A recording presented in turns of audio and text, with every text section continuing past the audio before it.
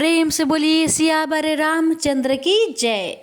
प्यारे भक्तों, आज आप सभी रसपान करेंगे पौष मास कथा अध्याय 10।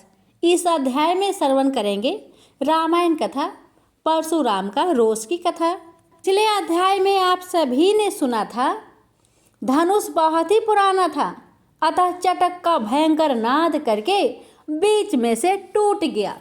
यह ऐसा भीषण नाद थी कि सबके कान शून्य हो गए। इस नाद का प्रभाव ब्रह्मांड भर पर भी पड़ा था। अब आगे की कथा सुनिए। धनुष टूटने के भीषण स्वर से सभी लोग परकंपित हो गए। सूर्य के घोड़े घबराकर मार्ग से हटकर चलने लगे।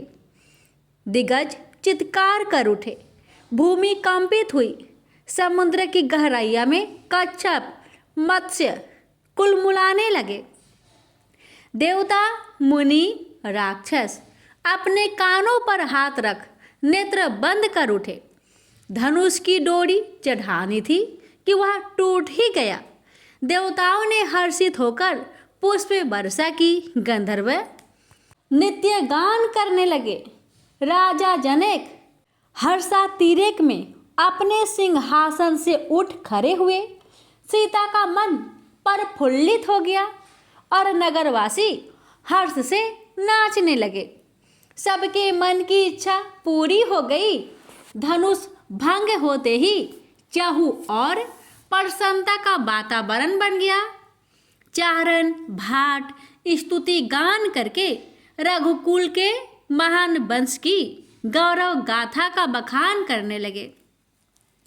अनेक प्रकार के वाद्य यंत्र से स्वर लहरियां गूंजने लगी। सीता की प्रसन्नता का तो वर्णन नहीं किया जा सकता था। वे अब समीप जाकर अपने वर को वरमाला पहनाकर अधिकृत करने को उत्सुक है।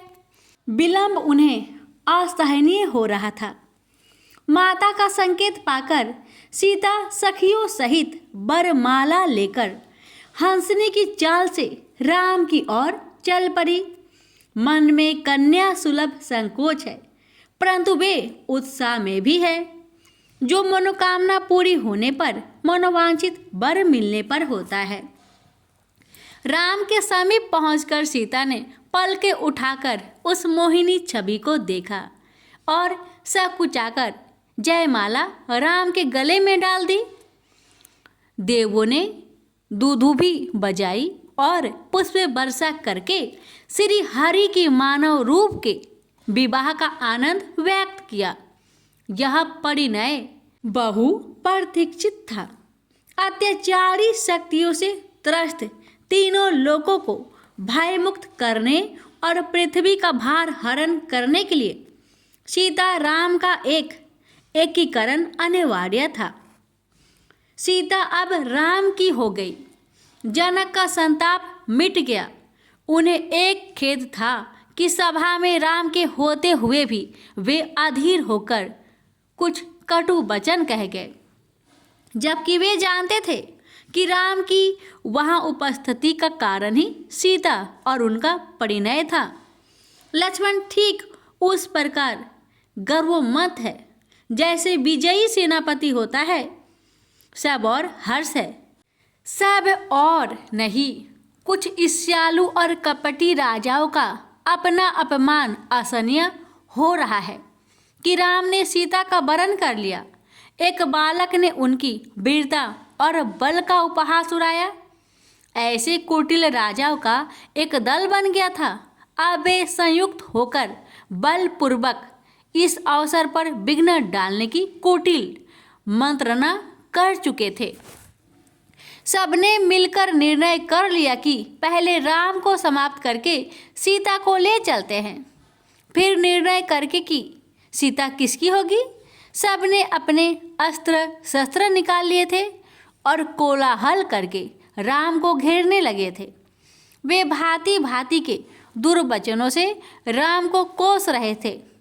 लक्ष्मण ने जब उनकी कुटिल करनी और वाणी सुनी तो उनके नेत्र क्रोध से रक्तमीत हो उठे। उन्होंने अपना धनुष उठाकर जोरदार टंकार की, मानो कहीं उल्कापात हुआ हो। आक्रमण को आतुर नरेश लड़खड़ा गए। अभी लक्ष्मण अपने तूनीर में हाथ डाल ही रहे थे कि यज्ञशाला के द्वार से एक कठोर स्वर उभरा। क्या हो रहा है यहाँ? क्या हुआ है यहाँ? सबने उस दिशा में देखा जिधर से कठोर स्वर गूंजा था, तो राजाओं के अस्त्र गिर पड़े। भृगुकुल के महान दुष्टों के संहारक महर्षि परशुराम अपने कंधे पर फरसा रखे उधर ही आ रहे थे। सभी नरेश अपने अपने स्थान पर ऐसे जा बैठे जैसे सिंह को देखकर हिरनी अपनी माद में घुस जाती है। गौरवर ने परशुराम के शरीर पर भस्म पूती थी और ललाट पर त्रिपुंड शोभ्यमान हो रहा था। उनके सिर पर जटाएं बिखरी थी और क्रोध से भौहें कुछ टेढ़ी हो गई थी। वे कमर के वल्कल धारण किए हुए थे और उनके दोनों कंधों पर तूनीर लटके थे। परशुराम ने इधर उधर देखा और जैसे उनकी दृष्टि भंग हुई धनुष पर पड़ी तो उनकी आंखों में रक्त उतर आया, भुजाएं फरफराने लगी, क्रोध से देह कांप उठी और यह सब राज समाज को किसी अनिष्ट की आकांक्षा से भयभीत कर रहा था। उनके क्रोध से संसार परिचित था। अरे मूर्ख जनक, यह बता कि शिव धनुष किसने तोड़ा? उसे शीघ्र मेरे सामने ला, अन्यथा आज मैं तेरे राज्य का सर्वनाश कर दूंगा। मुनिवर के इन वचनों को सुनकर जनक शांत रहे, लेकिन कुटिल राजा सोच रहे थे कि अब राम की मृत्यु निश्चित है। जनक विश्वामित्र की ओर देख रहे थे, जो ऐसे निश्चिंत थे मानो कुछ विशेष ना हुआ हो। सीता जी का हृदय व्याकुल हो उठा। पूर्ववासी उस व्यवधान पर मन ही मन चिंतित हो गए। परशुराम के क्रोध से संसार क्या तीनों लोग परिचित थे। उन्होंने पिता के कहने पर फरसे से अपनी माता का सिर काट दिया था, तो दयालुता की तो बात ही क्या थी। 21 बार भूमि को रक्त से स्नान करा चुके थे। वे शिव के अनन्य भक्त थे और भंग धनुष पर उनका प्रेम इसी कारण था। अब क्या होगा? मुनि गरज रहे थे, बार बार फरसा चमका रहे थे। वे मदमस्त हाथी की भांति इधर से उधर भूमि रौंद रहे थे। राम ने सबको भयभीत देखा। जानकी और उनके परिवार व पूर्ववासियों को व्याकुल देखा तो विनीत मुद्रा में हाथ जोड़कर मुनि परशुराम के सम्मुख आए। कैसी मनुज लीला थी प्रभु की, स्वयं ही स्वयं के समक्ष विनीत है। वे दो दिखाई दे रहे थे, परंतु एक थे जो जानते थे वे इस अद्भुत दृश्य पर पुलकित है। जो नहीं जानते थे उनके लिए यह बड़ी चिंता का विषय है। हे महामुने, इस परम पावन शिव धनुष को तोड़ने का साहस कोई आपका प्रिय सेवक ही कर सकता है। अब आपकी क्या आज्ञा है, मुझे कहिए, राम ने कहा। परशुराम अत्यंत क्रोध में आ गए और कहने लगे, सेवक तो वह होता है जो स्वामी को कष्ट नहीं देता, और जो कष्ट देता है वह शत्रु है। जिसने भी शिव धनुष को तोड़ा है वह मेरे सामने आ जाए, अन्यथा मेरा क्रोध समस्त समाज को विनष्ट कर देगा। यहाँ से कोई जीवित नहीं जाएगा। राम कुछ कहते इससे पहले ही लक्ष्मण ने हंसकर कहा, मुनिवर, हमने बचपन में अनेक धनुहिया तोड़ डाली, पर किसी ने भी और न कभी आपने ऐसा क्रोध आया। इसी धनुष में ऐसी क्या विशेषता है जो आप इतने उग्र हो रहे हैं? हमारे लिए तो सभी धनुष एक जैसे हैं। इस पुराने धनुष के टूट जाने से कोई बड़ी हानि तो नहीं हो गई। श्री राम ने तो इसे यूं ही दबाया था और यह टूट गया। डोरी चढ़ाते ही यह तो वृद्ध की भांति मुरझा गया। परशुराम को लक्ष्मण के वचनों ने और भी क्रोधित कर दिया। वे अपना फरसा लेकर लक्ष्मण पर चढ़ दौड़े, लेकिन बीच में हाथ जोड़कर राम आ गए और अपनी गंभीर विनयी वाणी से मुनिवर को शांत किया। परंतु लक्ष्मण कहाँ मानने वाले थे। मुनि की प्रत्येक अभिमान भारी बात को उन्होंने कटाक्ष में उत्तर दिया और बार बार उन्हें कुपित करने लगे। परशुराम विचित्र सी स्थिति में फंस गए। लक्ष्मण की बातें उद्दंडता और उपहास भरी लगती थी, जो उनके क्रोध को भड़काती थी, परंतु राम की शालीनता उन्हें शांत कर देती थी। लक्ष्मण आज कुछ अलग ही लीला दिखा रहे थे। वे मुनि की क्रोध रूपी अग्नि में कटाक्ष रूपी घी डाल देते थे और राम उसमें विनय रूपी जल डालकर उसे मंद कर रहे थे। परशुराम तार गए कि वे दोनों भाई उनसे खिलवाड़ कर रहे हैं, तो उनका क्रोध और भी भड़क उठा।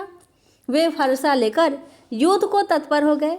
अब लक्ष्मण का वध उन्हें अवश्य भावी लगने लगा, अन्यथा उनकी कीर्ति धूमिल हो जाएगी। परंतु राम फिर बीच में आ गए। उन्होंने पहले तो लक्ष्मण को मौन किया और फिर मुनि परशुराम की वंदना की, तो परशुराम भड़क उठे। वाह वाह, तुम दोनों भाई बड़े चतुर हो। एक मुझे बागबान चुभाता है और दूसरा मेरे चरण पकड़कर क्षमा मांगता है। राम, तुम सभ्य सुशील हो, अतः तुम पर मेरा रोष नहीं है। शरणागत को मैं कुछ नहीं कहता, परंतु इस लक्ष्मण को आज मेरे क्रोध से कोई भी नहीं बचा सकता।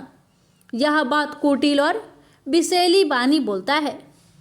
तुम मेरे सामने से हट जाओ और इस उद्दंड को दंड देने दो।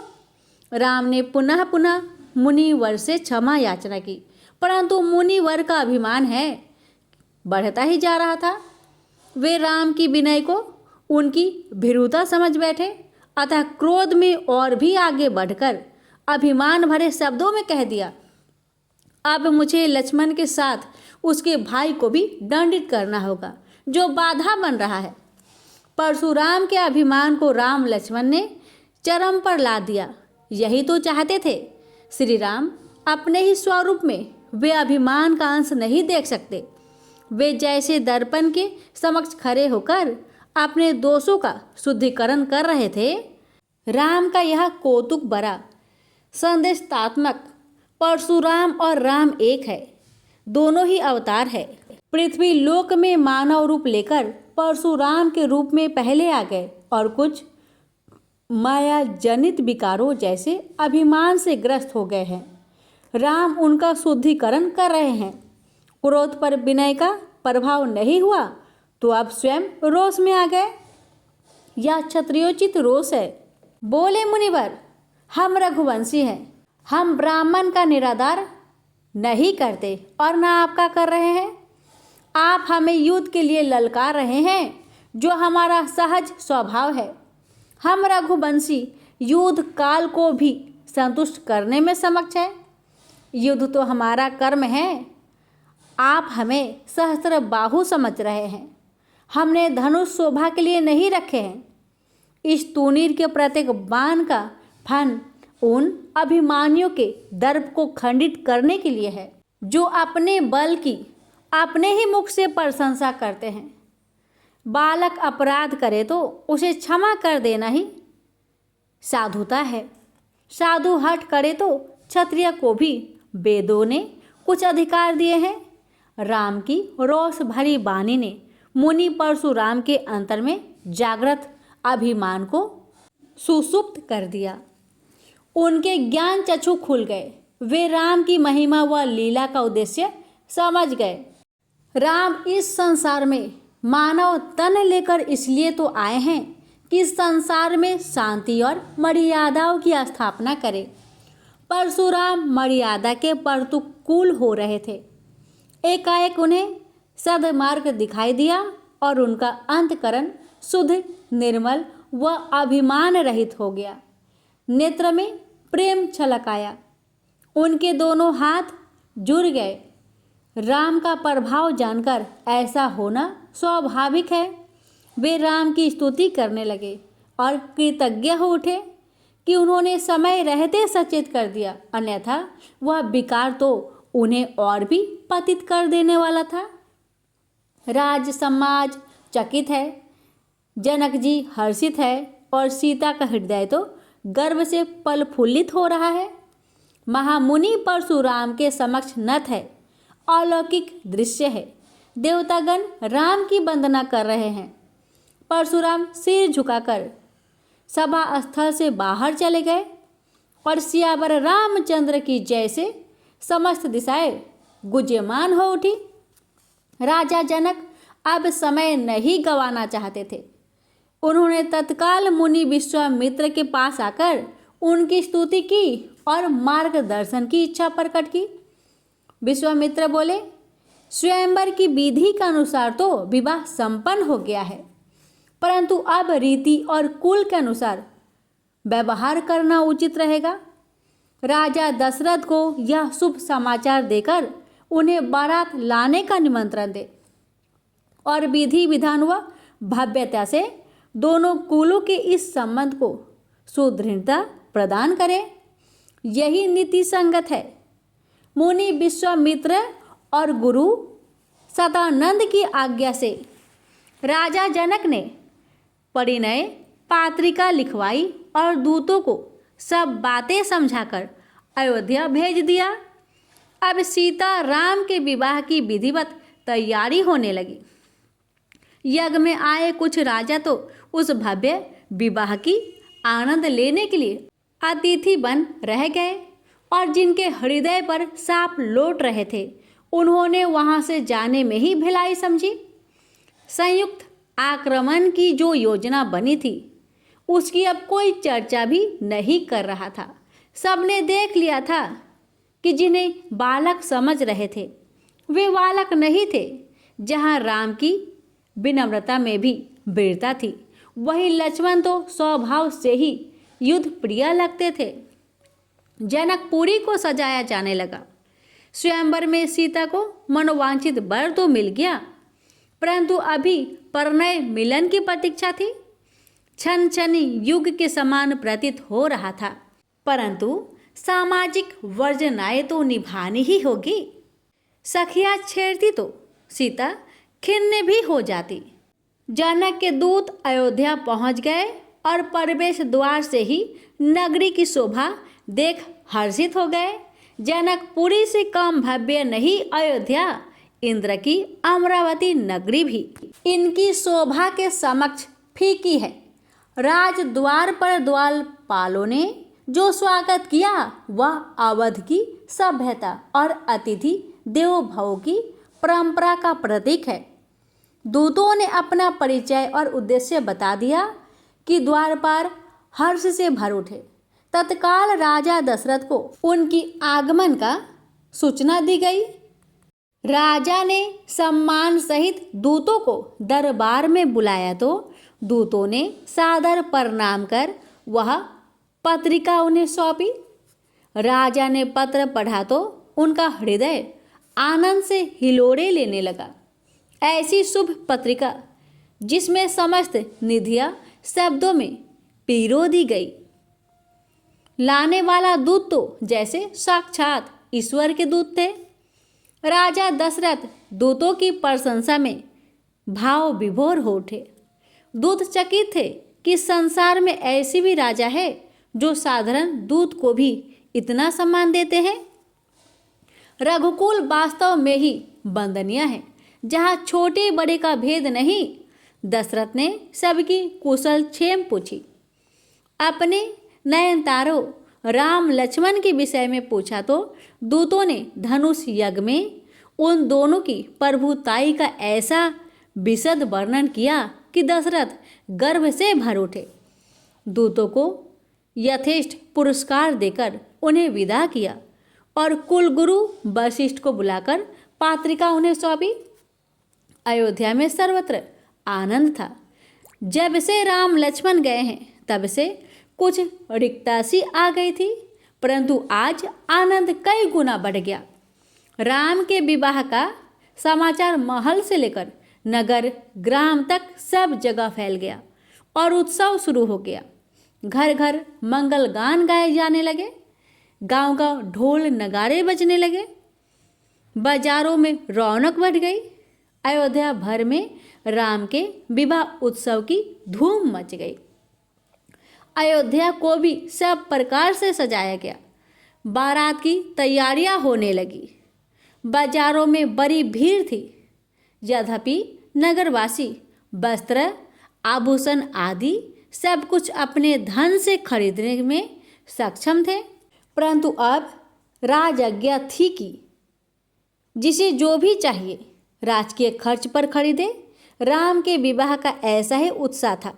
महल में मंगलाचरण और जो भी संस्कार है सब विधिवत किए गए। आज तो अयोध्या का विशाल राजमहल भी छोटा पड़ने लगा, क्योंकि राज्य भर से स्त्रियां गीत नृत्य के लिए आ गई। रात भर नारी कंठों से सामूहिक विवाह गीत गूंजते रहे। अनेक रथ तैयार किए गए। रात भर कारीगर काम करते रहे और नए रथों का निर्माण किया गया। समस्त अयोध्या व्यस्त और हर्षोन्मत्त थी। प्रेम से बोलिए सियावर रामचंद्र की जय। प्यारे भक्तों, आज की कथा यहीं पर समाप्त हो रही है।